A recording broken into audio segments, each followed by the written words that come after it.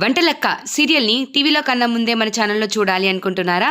అయితే దయచేసి ఈ వీడియోకి ఒక లైక్ ఇవ్వండి. మీరిచ్చే అమూల్యమైన లైక్ నా వీడియోకి చాలా చాలా ఇంపార్టెంట్ అండి. ప్లీజ్ అండి, లైక్ చేసిన తర్వాత మాత్రమే వీడియోని కంటిన్యూగా చూడడానికి ప్రయత్నించగలరు. కొత్తగా ఎవరైనా మన ఛానల్లోకి వచ్చి ఉంటే సబ్స్క్రైబ్ చేసుకొని బెల్ ఐకాన్ని ఆల్గా ప్రెస్ చేసుకోండి. తప్పు చేశావు అని విష్ణుని నిందిస్తున్నారేంట ఆంటీ? విష్ణుయే తప్పు చేశాడని చెప్పడానికి షూరిటీ ఉందా, గ్యారంటీ ఉందా? ఏముందని మా విష్ణుని మీరు అంతలా ఆడిపోసుకుంటున్నారు? వాడే తప్పు చేశాడని గ్యారంటీ ఏంటి? చూడు బాబు, తప్పు చేయడానికి గ్యారంటీలు వారంటీలు అవసరం లేదు. తప్పు చేశాడు అని ఇక్కడ నా కూతురు చెప్తుంది, గుండె పగిలేలాగా ఏడుస్తుంది. అయినా వాళ్లతో నాకేంటి వేదవతి? చెప్పు, దీనికి పరిష్కారం ఏంటో చెప్పు. నీ కొడుకంటే మగవాడు, ఏదైనా చెల్లిపోతుంది. కానీ నా కూతురు ఆడది. తప్పు జరిగితే దాగుతుందా? అందులో ఇంత పెద్ద సొసైటీలో బతకాలంటే తప్పుని ఏమని కప్పిపుచ్చాలి? చెప్పు వేదవతి, ఇప్పుడు నా కూతురు జీవితం ఏంటి? ఇలా అయిపోతే ఎలా చెప్పు? ధరా తల్లివి, కొద్దిగంత ధైర్యం చెప్పాల్సిన నువ్వే ఇలా అధైర్యపడిపోతే ఎలాగా? ధరా చూడు ఎలా ఏడుస్తుందో. ఇప్పుడు నేను చెయ్యవలసింది కూడా ఉంది. విష్ణుతో మాట్లాడనివ్వు. ఏంటి వేదవతి, ఇంకా నీ కొడుకుతో మాట్లాడాల్సినవి ఉన్నాయా? అంటే ఇప్పుడు జరిగిన తప్పు నీకు చెప్పే చేశాడా నీ కొడుకు? చెప్పు వేదవతి, చెప్పు. అలా కాదు, విష్ణుకు కూడా కొంచెం టైం ఇవ్వాలి. తను కూడా ఆలోచించుకునేంత టైం కల్పిస్తేనే కదా తన జీవితం మీద నిర్ణయం తీసుకుంటాడు. ఆ ఉద్దేశం ప్రకారమే నేను అలా మాట్లాడాను. ఇంకా మాటలేంటి? నీ కొడుకు మగవాడు అన్న విషయం తనకి బాగా గుర్తుంది. అందుకే తప్పుల మీద తప్పులు చేసుకుంటూ పోతున్నాడు. నా కూతురేమో ఇలా పిచ్చి ముఖమేసుకొని మీ ఇంట్లో పడి ఉంటుంది. ఎన్నిసార్లు చెప్పాను, ఇలా కాదే నీ జీవితం బాగు చేసుకోమని ఈ ధరాకి. కానీ మీ విష్ణుయే ప్రాణమని చెప్పింది. వాడు లేకపోతే తన జీవితానికి ఏదీ లేదని చెప్పింది. మీ ఇంటికొచ్చింది, ఇలా జరిగింది. ఇప్పటికైనా మీకు 2 చేతులు జోడించి దండం పెడుతున్నాను. నా కూతురు జీవితాన్ని ఇప్పటికైనా బాగు చేయండి. మీరు ఉన్నట్టుగా నా కూతురు ఉండలేదు. జరిగినదంతా మర్చిపోయి దాచుకొని బతకటం ఒక ఆడదానికి చాలా కష్టంగా ఉంటుంది. ఆ విషయం నీకు కూడా తెలుసు కదా వేదవతి. అలా కాదు, ఒక్క నిమిషం ఆగు. మీరు ఆగండి ఆంటీ, నన్ను మాట్లాడనివ్వండి. విష్ణు అంటే నాకెంత ప్రాణమో మీకు చెప్పాల్సిన అవసరం లేదు. మా అమ్మా నాన్నని వదిలేసి మరి ఈ ఇంట్లోకి వచ్చి ఉంటున్నాను. ఈ ఇంటికి నాకు సంబంధం ఏంటి అని ప్రతి ఒక్కరూ అడుగుతున్నా కూడా ఆ మాటలన్నీ దులిపేసుకొని విష్ణుకి ఎప్పటికైనా నా మీద ప్రేమ కలుగుతుంది అని చచ్చేంత ప్రేమ గుండెల్లో పెట్టుకొని బ్రతుకుతున్నాను నేను.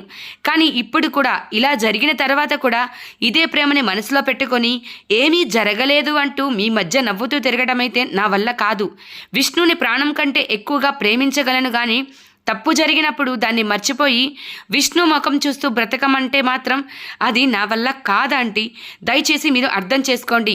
కానీ ఈ సమస్యకి ఒక పరిష్కారం ఉంది. మీరు ఆనందంగా ఉండండి. దీనికల్లా నేను చచ్చిపోవడం ఒక్కటే పరిష్కారం అంటూ వెళ్ళి టేబుల్ మీద ఉన్న ఒక చాక్ తీసుకొని పొడుచుకోబోతుంది. ఆగుదరా, ఆగు. ఏంటి అసలు ఈ పనంతా ఏంటి? ఆగుదరా, ఆగమన్నాను కదా. లేదు విష్ణు, వదులు. నేను చస్తమే ఈ సమస్యకి పరిష్కారం. నేను చచ్చిపోయాననుకో, మీ ఇంట్లో వాళ్ళందరూ ఒక్కొక్కరుగా సంతోషంగా ఉంటారు. స్టాప్ ఇట్ ధరా, లేకపోతే చంప పగులుతుంది. ఏంటి విష్ణు, చంప పగులుతుంది అని చెప్తున్నావు?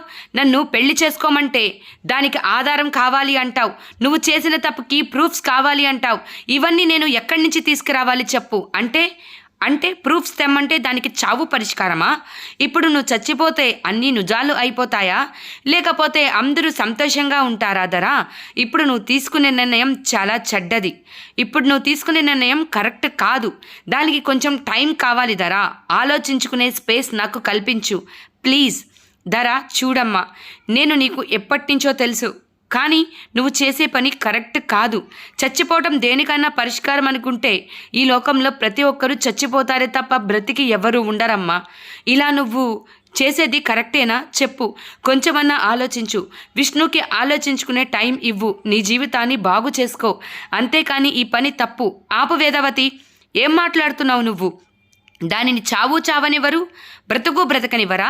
అలాంటప్పుడు అది ఎలా బ్రతుకుతుంది? దానికి జరిగింది చిన్న అవమానం కాదు, దాని మాన ప్రాణాలకి జరిగిన అవమానం. కాబట్టి ఏ ఆడదైనా బాధపడడం సహజం. అందుకే నా కూతుర్ని చావనన్నా చావనివ్వండి, బతకనన్నా బతకనివ్వండి. చావు పరిష్కారం కాదు. నీకు అర్థమవ్వట్లేదా? ఓహో, అయితే దీనికి పరిష్కారం నేను చెప్తాను. వినడానికి మీ అందరూ సిద్ధంగా ఉన్నారా? అయితే ఈ సమస్యకి చిన్న పరిష్కారం ఉంది, అది చెప్తాను. ఆ పరిష్కారం పాటించి నా కూతురు జీవితాన్ని బాగు చేయండి. చూడు విష్ణు, నువ్వు చేసింది తప్పు. అది మొత్తులో ఉండి చేశావా, మొత్తులో లేకుండా చేశావా అనేది సెకండరీ. నువ్వు చేసింది మాత్రం ఖచ్చితంగా పెద్ద తప్పు. ఒక ఆడదాని జీవితాన్ని నాశనం చేశావు నువ్వు. కాబట్టి నాశనం చేసిన నీ చేత్తోనే 3 ముళ్ళు వేసి నా కూతుర్ని నీ భార్యని చేసుకో. సంఘంలో తనకంటూ ఒక గౌరవాన్ని కల్పించు. పెళ్లి కన్నా వేరే మార్గం ఇంకొకటి లేదు. చెప్పు, నా కూతుర్ని పెళ్లి చేసుకుంటావా లేదా? Stop it aunty. మీరు చెప్పంగానే అన్నీ వినేసి మీ ధర ఏదో వాగేస్తే దానికి తల వంచి నేను నీ కూతురు మెళ్ళ తాళి కట్టడం జరగదు. ఎందుకంటే ఒక మగవాడికి తను తప్పు చేశాడా లేదా అని తన బాడీ చెప్పగలదు. అట్లాంటిది ధర ఏదో పిచ్చివాగుడు వాగేస్తే, రాత్రిపూట ఏదో జరిగిపోయిందని చెప్పేస్తే తన నిర్ణయాన్ని మీరు దృష్టిలో పెట్టుకొని నేను తప్పు చేశాను అని మీరు ఎలా చెప్తారు? ఎలా ఫైనలైజ్ చేస్తారు? అదేంటి, నా కూతురు ఆడది కాదా? తను చెప్పేది నిజం కాదా? అదే నేనంటున్నాను. మీరు మీ కూతురు చెప్తుంటే నమ్ముతున్నారు కదా. తప్పు చేశాను అని 10 సార్లు నేను చెప్తున్నాను, వినండి. నేను తప్పు చేయలేదు, ఇది కూడా 10 సార్లు చెప్తాను. మీకు ఇంకొక ఆప్షన్ కూడా ఇస్తున్నాను. నేను తప్పు చేశాను అని మీ తల్లి కూతురు ఇద్దరు నిర్ణయించి నాకు ప్రూఫ్ చేసిన రోజు రండి. ఖచ్చితంగా నా తప్పు ఉంది అని తెలిసిన రోజున అప్పుడు మీ ధరా మెళ్ళలో నేను 3 ముళ్ళు వేస్తాను. అంతవరకు మీరు ఎన్ని చెప్పినా నేను వినను. అయిపోయింది. వీడు అస్సలు లొంగేలాగలేడు. ధరా మెళ్ళలో 3 ముళ్ళు వేసేలాగలేడు. ఆ తప్పు చేశానని ఒప్పుకునేవాడిలాగా కూడా లేను. అంటే ఎట్టి పరిస్థితుల్లో నువ్వు ధరాని పెళ్లి చేసుకోను అని చెప్తున్నావు, అంతేనా విష్ణు? ధరా జీవితం ఇలాగే ఉండాలి అంటున్నావు, అంతేనా? అవునాంటీ, మీరు 1కి 10 సార్లు నేను తప్పు చేశాను అని చెప్పి బలవంతంగా ధరా మెళ్ళలో 3 ముళ్ళు వేయించాలని చూసినా అది ఎప్పటికీ జరగదు. చెప్పాను కదా, నేను తప్పు చేశాను అని మీరు ప్రూవ్ చేసిన రోజు, ఆ రోజు నేను తప్పు చేశాను అని నాకు తెలిసిన రోజు, అప్పుడు రండి. ఖచ్చితంగా ఆ రోజు మీ ధరాని నా భార్యని చేసుకుంటాను. అంతవరకు నోటికొచ్చినట్టు మాట్లాడకుండా ఎవరి పనులు వాళ్ళు చూసుకుంటే అందరికీ మంచిది. అయ్యో ధర, ఎంత దిగజారుడు బతుకైపోయింది ఇది. ఎంత దిగజారినా సరే ఆ విష్ణు మాత్రం నిన్ను పెళ్లి చేసుకునేలాగా లేడు అని రాజశేఖర్ అనుకుంటాడు. అయ్యో అన్నయ్య, నేను చేసిన తప్పు నీ మీద వేద్దామనుకున్నాను. ధర వచ్చి నీ నెత్తి మీద కూర్చుంది. ఆ తప్పు నువ్వు చేయలేదని ప్రూవ్ చేసుకోవడానికి నీ కష్టాలు నీవి. అందుకే నువ్వు భయపడుతున్నావు. అన్నీ చేసిన నేను ఏం చెప్పాలో అర్థం కాక ఇలా నుంచుండిపోయాను అని చిన్న అంటూ ఉంటాడు. ఇక ఐస్ క్రీమ్ పార్లర్లో వైష్ణవిని తీసుకెళ్లిన విష్ణుకి అన్ని జ్ఞాపకం వస్తాయి. ఏంటి బేబీ ఇది, ఇక్కడికి వచ్చినా అలా మూడౌట్గా ఉన్నావు దేనికి? నా జీవితం ఏమవుతుందో నాకే అర్థం కావట్లేదు బేబీ. అసలు నా పరిస్థితి అని పెద్ద పెద్ద మాటలు చెప్తూ ఉంటాడు వైష్ణవికి. నాకు నువ్వేం చెప్తున్నావో అర్థం కావట్లేదు బేబీ. ఓ సారీ, చిన్నపిల్లవైనా నీకు పెద్ద పెద్ద మాటలు చెప్తున్నాను, సారీ బేబీ. సరే ఇప్పుడేం తింటావో చెప్పు. నేను ఐస్ క్రీమ్ తింటాను బేబీ. ఓ ఓకే, ఐస్ క్రీమ్ తింటావా? 1 సెకండ్లో ఐస్ క్రీమ్ తీసుకొస్తాను, అంతలోకి మెనూ చూస్తూ ఉండు అని చెప్పి వైష్ణవిని ఎక్కడ కూర్చోపెట్టి విష్ణు వెళ్తాడు. ఐస్ క్రీమ్ తీసుకువచ్చి వైష్ణవికి ఇచ్చి ఇక మాట్లాడుతూ ఉంటాడు. వైష్ణవి ఐస్ క్రీమ్ తీసుకొని మాట్లాడే లోపల అక్కడికి సుధా వస్తుంది. ఒక్కసారి వైష్ణవిని ఛాయ అనుకున్న సుధాకి షాక్ తగులుతుంది. ఏంటి ఛాయ ఇక్కడుంది, విష్ణు అన్నయ్యతో మాట్లాడుతుందేంటి? అయినా బర్త్డేకి ఒక్కసారే కదా విష్ణు అన్నయ్య వచ్చింది. ఇంత చనువు వాళ్ళిద్దరి మధ్యన ఎప్పుడు ఏర్పడింది?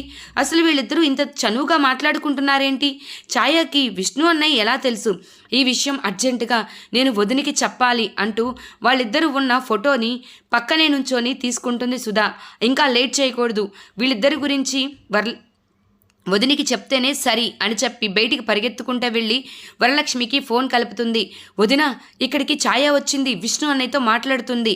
ఏంటి ఛాయ నువ్వు మాట్లాడేది? నేను ఇప్పుడే ఛాయని స్కూల్లో దిగబెట్టి వస్తున్నాను. నేనేమన్నా పిచ్చిదాన్ని అనుకుంటున్నావా? విష్ణు అన్నయ్య దగ్గర ఛాయ ఉంది. నిజం వదిన. అయినా ఛాయకి విష్ణు గారు ఎలా తెలుసు?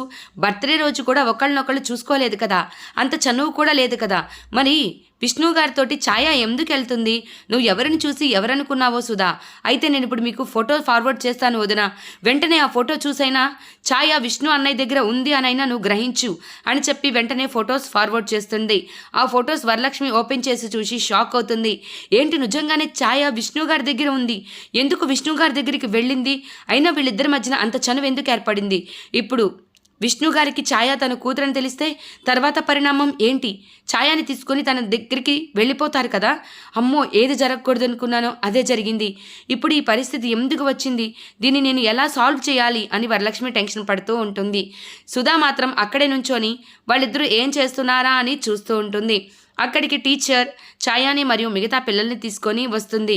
ఛాయ, మన బస్ పాడైపోయిందమ్మా, కొంచెం నీడలో నుంచుందాము అనగానే ఓకే మ్యామ్, కానీ ఎదురుగా ఐస్ క్రీమ్ పార్లర్ ఉంది కదా, ఆ పార్లర్లోకి వెళ్ళి చక్కగా కూర్చొని అందరం ఐస్ క్రీమ్ ఎందుకు తినకూడదు అని టీచర్ని అడుగుతుంది. టీచర్ అందరినీ లోపలికి తీసుకువెళ్ళి కూర్చోపెడుతుంది. ఛాయ కూడా లోపలికి వెళ్తుంది. ఇంతలో విష్ణుని చూస్తుంది ఛాయ. ఇక ఛాయ విష్ణు దగ్గరికి వెళ్ళిన తర్వాత కథలో ట్విస్ట్ మొదలవ్వబోతుంది. ఎందుకంటే వైష్ణవి పక్కకు వెళ్తుంది.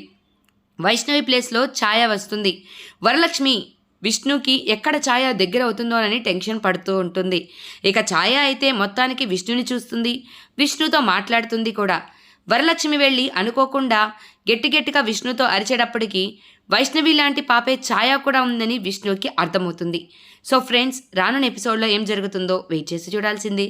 వీడియో నచ్చితే మాత్రం తప్పకుండా లైక్ చేయండి, షేర్ చేయండి, నా ఛానల్ సబ్స్క్రైబ్ చేయండి. Thanks for watching this friends. Thank you friends. By by, take care.